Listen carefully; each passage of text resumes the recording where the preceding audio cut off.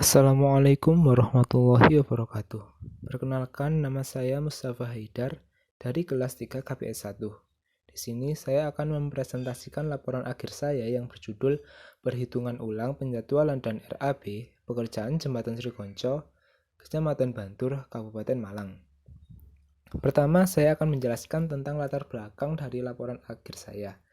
Latar belakang dari laporan akhir saya ialah kondisi jalur yang curam dan banyak perbukitan di daerah menuju wisata pantai selatan yang berpotensi menimbulkan banyak kecelakaan. Maka, pemerintah Kabupaten Malang membangun jalur baru yang lebih sesuai dengan kondisi geografis serta kebutuhan masyarakat di daerah tersebut, yaitu dengan membangun Jembatan Srikonco di Desa Srikonco, Kecamatan Bantur, Kabupaten Malang. Jembatan tersebut dibangun untuk menggantikan jalur lama, sehingga bisa mempersingkat jarak tempuh dengan tujuan keamanan. Dalam pelaksanaan perencanaan proyek konstruksi ini, harus dibuat metode pelaksanaan, rencana penjadwalan, dan rencana anggaran biaya. Konstruksi pembangunan diharapkan menghasilkan jembatan yang sesuai dengan kontrak yang ada. Oleh karena itu, diperlukan metode pelaksanaan, penjadwalan, dan rencana anggaran biaya pembangunan jembatan Srikonco di Kabupaten Malang. Selanjutnya, rumusan masalah. Rumusan masalah sebagai berikut. Yang pertama ialah strategi pelaksanaan. Kedua, rencana durasi. Dan yang ketiga, rencana biaya. Kemudian, batasan masalah. Pertama, perencanaan anggaran biaya proyek pembangunan Jembatan Srikonco, Kecamatan Bantur, Kabupaten Malang, menggunakan standar satuan harga pemerintah Kabupaten Malang tahun 2019. Kedua, peraturan yang digunakan ialah Peraturan Menteri Pekerjaan Umum dan Perumahan Rakyat Nomor 26/PRT/M/2016 tentang analisa harga satuan pekerjaan bidang pekerjaan umum. Ketiga, pengambilan data berasal dari PU Bina Marga Kabupaten Malang. 4. Penjadwalan waktu proyek pembangunan Jembatan Srikonco Kecamatan Bantur Kabupaten Malang menggunakan kurva S. 5. Tidak membahas tentang struktur. Selanjutnya, saya akan menjelaskan tentang metodologi. Dalam penyusunan laporan akhir ini, saya menggunakan beberapa langkah dalam menyelesaikan perencanaan jadwal dan anggaran biaya pada proyek pembangunan Jembatan Srikonco, Kecamatan Bantur, Kabupaten Malang adalah sebagai berikut. Pertama, mempersiapkan semua data. Data yang dipakai adalah sebagai berikut. Pertama, gambar teknis. Kedua, spesifikasi teknis. Ketiga, HSPK tahun 2019 Kabupaten Malang. Dan keempat, nilai kontrak. Metodologi yang kedua ialah membuat Work Breakdown Structure atau WBS. WBS pada proyek Jembatan Srikonco, Kecamatan Bantur, Kabupaten Malang dibagi menjadi 5 sub pekerjaan, yaitu yang pertama ialah pekerjaan umum, kedua pekerjaan tanah, ketiga pekerjaan struktur, keempat pekerjaan aspal, dan yang terakhir pekerjaan minor. Metodologi yang ketiga ialah menyusun strategi pelaksanaan. Kemudian menghitung volume pekerjaan, menghitung durasi pekerjaan, membuat penjadwalan, menyusun analisa harga satuan pekerjaan, menghitung rencana anggaran biaya, dan membuat kurva S. Peta lokasi proyek. Lokasi proyek berada di Desa Srikonco, Kecamatan Bantur, Kabupaten Malang. Denah jembatan dan tampak samping. Pada proyek pembangunan Jembatan Srikonco, untuk pondasi yang digunakan adalah pondasi sumuran. Selanjutnya, abutmen berada pada sisi selatan dan sisi utara. Untuk pilar, jembatan berada pada sisi tengah. Untuk struktur atas jembatan terdiri dari sisi utara dan selatan menggunakan barok girder, dengan panjang 20 meter. Dan sisi tengah menggunakan rangka baja sepanjang 60 meter. Selanjutnya ialah strategi pelaksanaan. Strategi pelaksanaan pada pembangunan Jembatan Srikonco Kecamatan Bantur Kabupaten Malang meliputi: minggu pertama dilakukan pekerjaan pembersihan, galian batu untuk pondasi sumuran pada sisi utara dan selatan, dan galian struktur untuk pondasi sumuran sisi selatan dan utara diakhiri di akhir minggu pertama. Minggu kedua dilakukan pekerjaan meneruskan galian struktur pada pondasi sumuran sisi utara dan selatan, dan galian struktur pada sisi tengah. Minggu ketiga sampai minggu keenam dilakukan pekerjaan pondasi sumuran dan pilkap pada sisi utara. Minggu keenam akhir sampai minggu ke-9 dilakukan pekerjaan pondasi sumuran dan pilkap pada sisi selatan. Minggu ke-9 akhir sampai minggu ke-12 dilakukan pekerjaan pondasi sumuran dan pilkap pada sisi tengah. Minggu ke-12 akhir sampai minggu ke-15 dilakukan pekerjaan pondasi sumuran dan pilkap pada sisi tengah. Minggu ke-16 sampai minggu ke-17 dilakukan pekerjaan wing wall, abutment, dan pierhead sisi utara. Minggu ke-18 sampai minggu ke-20 dilakukan pekerjaan wing wall, abutment pada pierhead sisi selatan. Minggu ke-20 akhir sampai minggu ke-25 dilakukan pekerjaan pilar dan pierhead sisi utara. Minggu ke-25 akhir sampai minggu ke-28 dilakukan pekerjaan pilar dan pierhead sisi selatan. Pekerjaan dilanjutkan pada minggu ke-31 yaitu pengangkutan bahan jembatan. Pekerjaan tersebut dilaksanakan selama 5 hari. Pada minggu ke-32 sampai minggu ke-33 dilakukan pekerjaan pemasangan unit gelagar pada sisi utara sebanyak 3 buah dan sisi selatan sebanyak 3 buah. Pemasangan dimulai dari sisi barat. Pada minggu ke-34 dilakukan pekerjaan pemasangan beton diafragma pada sisi utara dan selatan. Pada minggu 35 dilakukan pekerjaan plat beton pada sisi utara dan sisi selatan. Pekerjaan dilanjutkan pada minggu ke-38 sampai pertengahan minggu ke-39, yaitu pekerjaan erection rangka baja jembatan. Erection rangka baja dilakukan dari sisi utara dengan merangkai rangka baja dengan bentang 35 meter. Selanjutnya, pada minggu ke-39 sampai pertengahan minggu 41 dilanjutkan dengan pekerjaan erection jembatan dengan menggunakan metode cantilever, yaitu dengan menggunakan bentang 35 meter yang telah terpasang sebagai pemberat. Selanjutnya, pemasangan bottom chord menggunakan alat bantu lifting frame, lalu dilanjutkan dengan memasang diagonal ke-1 dan ke-2. Selanjutnya, cross girder ke-1 dan ke-2, kemudian stringer, lalu pemasangan top chord. Semua proses tadi dibantu dengan alat lifting frame hingga bentang 25 meter. Erection rangka jembatan selesai pada pertengahan minggu ke-41. Setelah erection rangka baja, kemudian pada minggu ke-41 akhir dilakukan pekerjaan plat beton untuk rangka baja jembatan sepanjang 30 meter. Minggu ke-42 dilakukan pekerjaan trotoar dan tiang sandaran. Pada minggu ke-43 dilakukan pekerjaan pengecatan dan minggu ke-46 dilakukan pekerjaan aspal. Rangkaian pekerjaan pembangunan Jembatan Srikonco berakhir pada minggu ke-46. Selanjutnya, metode erection girder.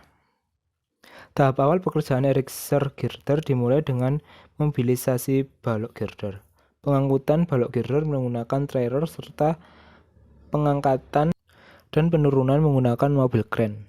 Sebelum pengangkutan bahan jembatan dilakukan, harus mempertimbangkan jarak serta akses jalan dari tempat produksi menuju lokasi proyek agar meminimalisir kecacatan pada girder. Kedua ialah stretching girder. Setelah stretching girder selesai, di sini saya akan menjelaskan tentang pemasangan girder pada sisi selatan. Pekerjaan pemasangan girder menggunakan 2 buah mobil kren. Langkah-langkahnya sebagai berikut. Pada pelaksanaan pekerjaan erection girder sisi selatan, mobil kren pertama berada di samping pilar dan pierhead. Setelah itu, mobil kren kedua berada di sebelah utara abutment dan pierhead. Mobil kren pertama memasang seling pengikat ke girder sisi utara, sedangkan mobil kren kedua memasang seling pengikat pada sisi selatan.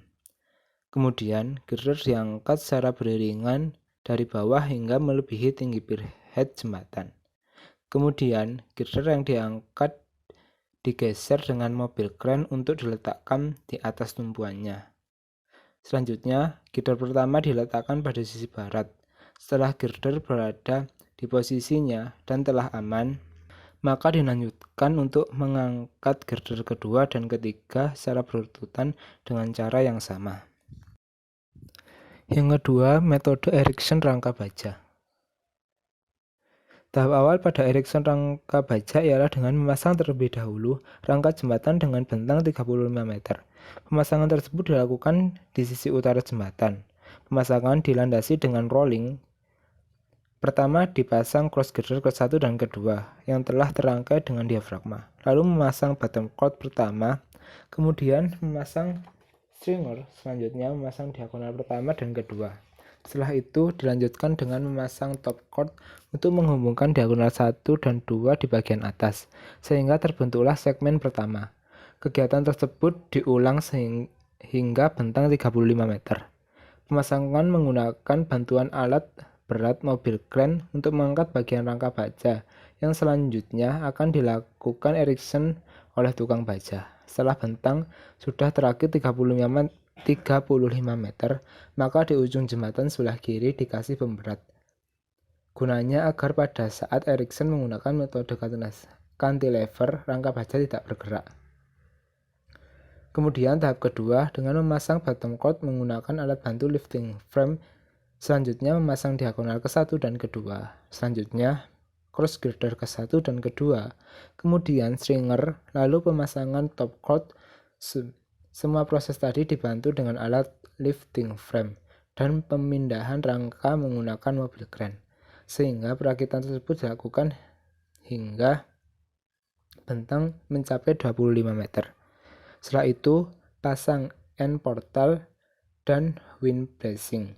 Setelah selesai terangkai, rangkaian baja didorong hingga sampai ke pierhead sebelah selatan. Pada kegiatan ini menggunakan metode kren untuk pengangkutan rangka baja ke lifting frame dan sebagai pemerat dan pendorong di sisi selatan. Sebelum menghitung durasi dan RAB, diperlukan menghitung terlebih dahulu volume. Berikut contoh perhitungan volume. Pada contoh berikut, volume yang dihitung ialah volume tulangan polos BJ24 pilar sisi selatan.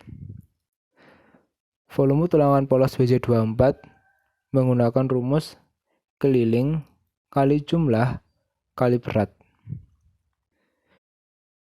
Volume tulangan polos sama dengan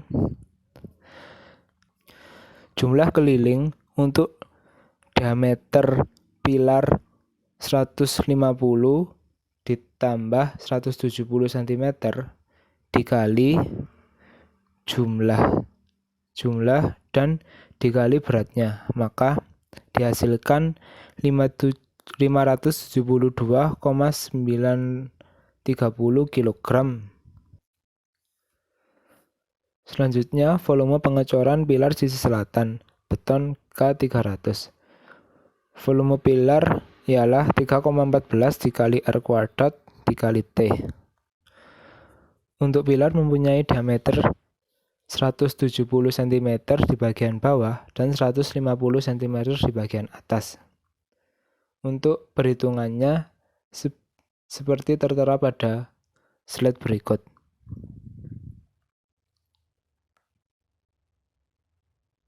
Jadi, volume pengecoran total pilar sisi selatan adalah volume pilar dengan diameter 170 cm ditambah volume pilar dengan diameter 150 cm dikali 2 dengan hasil 25,016 meter kubik. Selanjutnya, rekapitulasi perhitungan volume. Rekapitulasi perhitungan volume seperti tertera pada slide berikut. Selanjutnya, perhitungan durasi. Perhitungan durasi pada contoh berikut adalah perhitungan durasi untuk galian struktur. Berikut merupakan contoh perhitungan durasi pada galian struktur.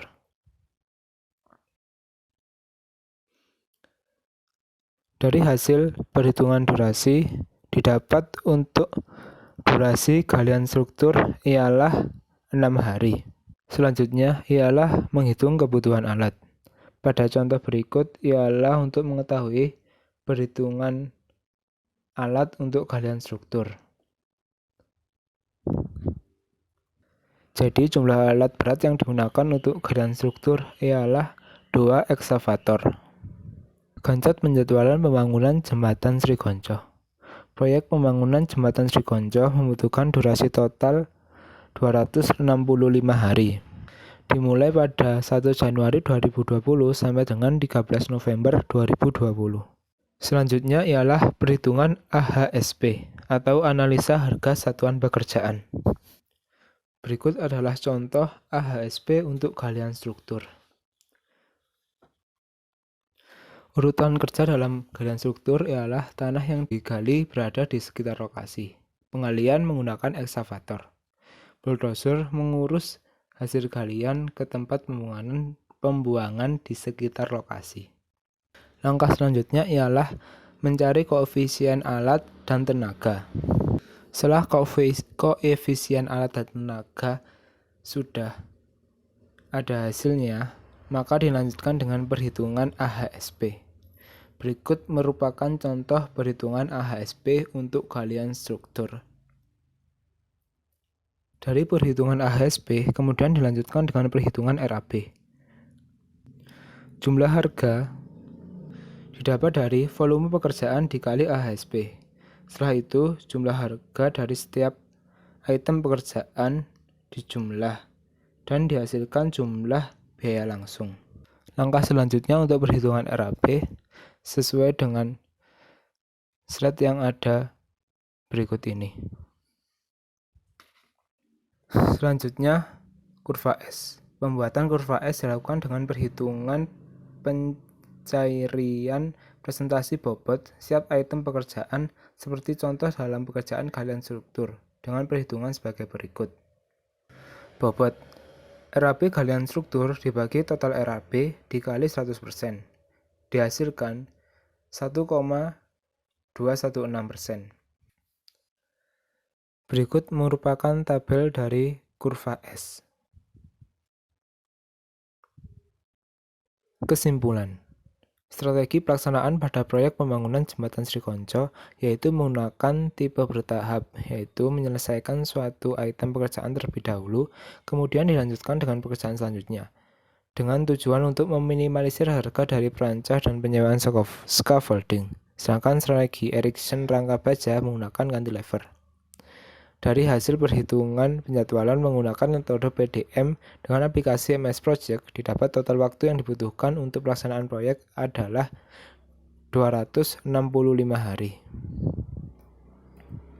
Rencana anggaran biaya untuk proyek pembangunan Jembatan Srikonco, Kecamatan Bantul, Kabupaten Malang, yaitu sebesar Rp18.595.864.000. Sekian presentasi dari saya. Ada kurang lebihnya, mohon maaf. Wassalamualaikum warahmatullahi wabarakatuh.